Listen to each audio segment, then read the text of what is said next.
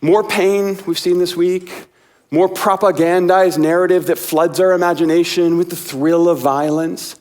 I want to flip there just for a second, because this is what the Apostle Paul writes for us in Ephesians 3.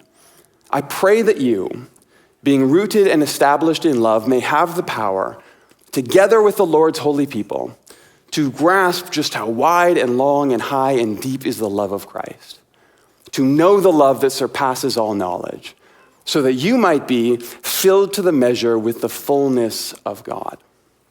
Now, I don't know if you caught this, but did you hear what power Paul wants for us as followers of Christ?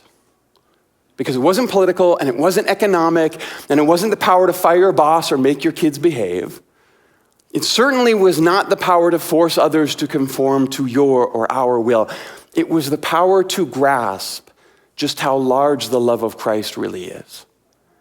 That's what Paul prays for us. Can you imagine if that was the only power that we aspired to this year? If that power was what drove the Christian agenda in the world, the power to understand the surpassing love of Christ, the invitation to be radically transformed by that. Ours is not a particularly pragmatic faith.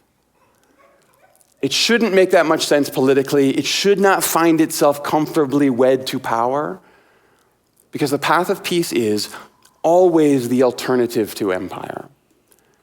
And it is the path that calls us to be truly creative in how we lay down our power in exchange for surpassing love.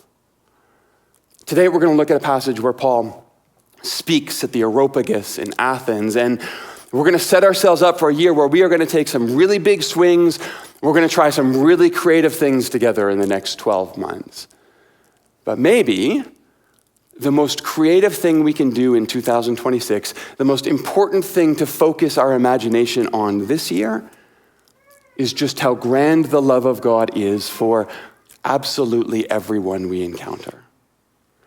That might actually change how we participate in the world around us this year.